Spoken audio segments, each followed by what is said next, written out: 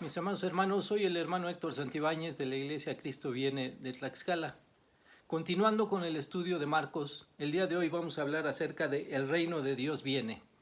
Les pido que inclinen su rostro para orar al Señor. Bendito Padre, gracias te damos, Señor, esta tarde, porque nos podemos comunicar con mis hermanos por este medio. Te rogamos, Señor, que nos guíes con tu Espíritu Santo para que el estudio del día de hoy sea de gran beneficio, Señor, y podamos recibir el mensaje que tienes preparado para cada uno de nosotros en particular, en el nombre de Cristo Jesús. Amén.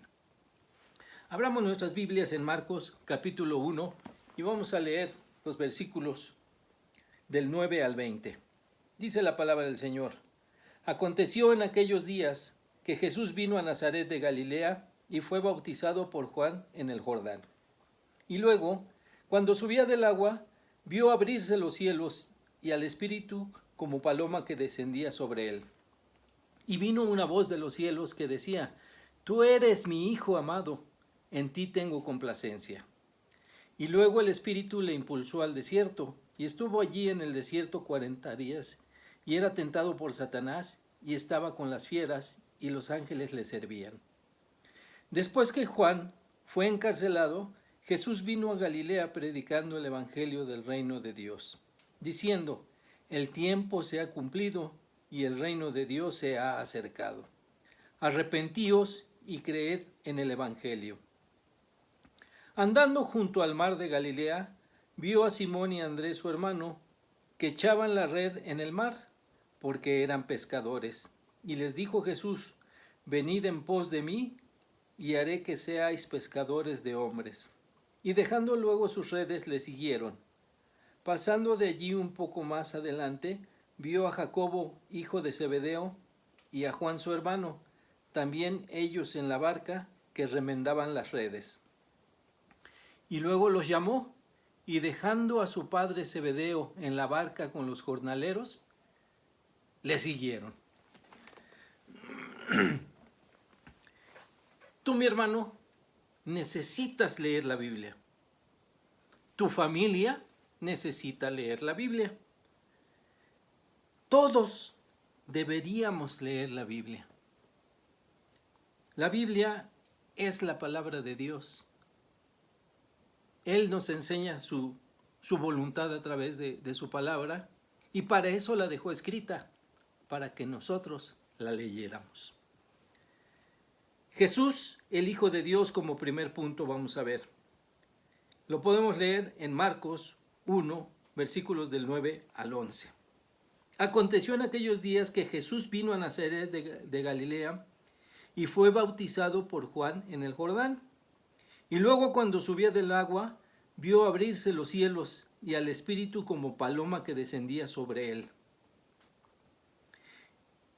Y vino una voz de los cielos que decía: Tú eres mi Hijo amado, en ti tengo complacencia. Jesús vino de Nazaret de Galilea y fue bautizado en el Jordán, porque Juan bautizaba en el Jordán. Al salir del agua Juan vio algo maravilloso. Los cielos se abrieron y vio descender al Espíritu Santo. Imagínense cómo habrá quedado maravillado de todo lo que él estaba platicando, de todo lo que él hablaba, de que vendría alguien mayor que él y que bautizaría con el Espíritu Santo. Y en ese momento ver que se abren los cielos y ve descender al Espíritu Santo. Otra maravilla que vio Juan, que los ojos de Juan pudieron ver en ese momento, fue escuchar la voz de Dios hablándole a Jesús y diciendo: Tú eres mi Hijo amado, en ti tengo complacencia. Después de estos dos eventos espectaculares, de ver que se abrían los cielos y descendía el Espíritu Santo, de escuchar una voz que venía de los cielos sabiendo que el que estaba hablando era el Padre, y escuchar decir: Tú eres mi Hijo amado, después de esto para Juan ya no había ninguna duda. Jesús es el Hijo de Dios. Como segundo punto veamos, inmediatamente Jesús es tentado. Versículos 12 y 13. Y luego, el Espíritu le impulsó al desierto y estuvo allí en el desierto 40 días y era tentado por Satanás y estaba con las fieras y los ángeles le servían. En Mateo 4 podemos leer también la tentación de Jesús y cómo Jesús le responde a Satanás, escrito está, y varias veces Satanás, el enemigo, utilizando la palabra de Dios, manipulando la palabra de Dios, tentó a Jesús, pero Jesús, siendo Dios mismo, le respondió con la palabra diciendo, escrito está. Después que Jesús fue llevado al desierto y pasado los 40 días, Jesús es tentado por Satanás. Dice que estaba rodeado por fieras, pero notemos cómo Dios protege a los que son suyos. Dios está al pendiente de los que son suyos y dice claramente en su palabra, y los ángeles le servían. A los que han recibido al Espíritu Santo y le obedecen, Dios los tiene bajo su cuidado. Moran bajo la sombra del Omnipotente y los ángeles le sirven.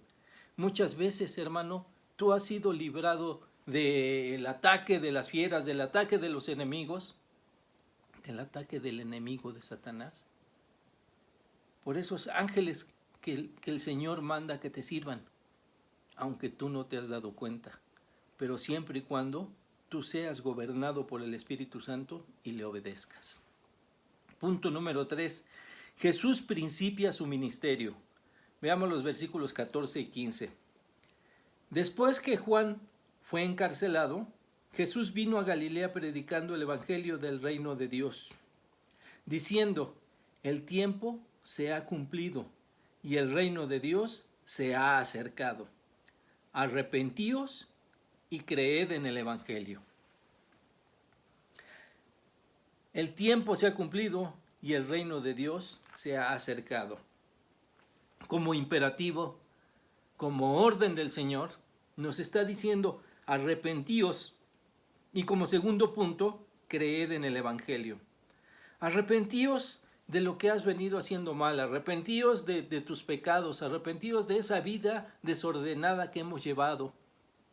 Arrepentirse significa cambiar de rumbo, esa conversión, dejar el camino del pecado para caminar en pos de Dios, siguiendo los pasos de Cristo, caminando tomados de la mano del Señor. Arrepentíos y creed en el evangelio. El evangelio es la palabra de Dios. Cree con fe que todo lo que ahí está escrito es porque Dios quiere que así lo hagamos. Arrepentíos y creed en el evangelio. Punto número 4. Jesús llama a sus primeros seguidores. Versículos del 16 al 20 dice, andando junto al mar de Galilea vio a Simón y a Andrés su hermano que echaban la red en el mar porque eran pescadores. Hombres del vulgo, pescadores, hombres que tenían que trabajar para ganarse el sustento y llevarlo a sus hogares. Jesús se dirigió a ellos y les dijo, venid en pos de mí y haré que seáis pescadores de hombres. Estos hombres que habían escuchado por medio de Juan el Bautista acerca de que Cristo venía, de que el Señor venía, ahora estaban escuchando la voz misma de Jesucristo diciéndoles, vengan en pos de mí y haré que seáis pescadores de hombres. Y ellos, dice el versículo 18, y dejando luego sus redes, le siguieron. ¿Cómo sería la voz poderosa de Jesús llamando a estos hombres? Y ellos decidieron seguirle. Asimismo, Jesús te está llamando a ti, mi hermano. Jesús ya te ha llamado para que le sirvas. Y dejando luego sus redes, le siguieron. Sigue diciendo, pasando de allí un poco más adelante, vio a Jacobo, hijo de Zebedeo, y a Juan, su hermano, también ellos en la barca que remendaban las redes, También pescadores que ahora estaban haciendo el trabajo de remendar sus redes. ¿Por qué?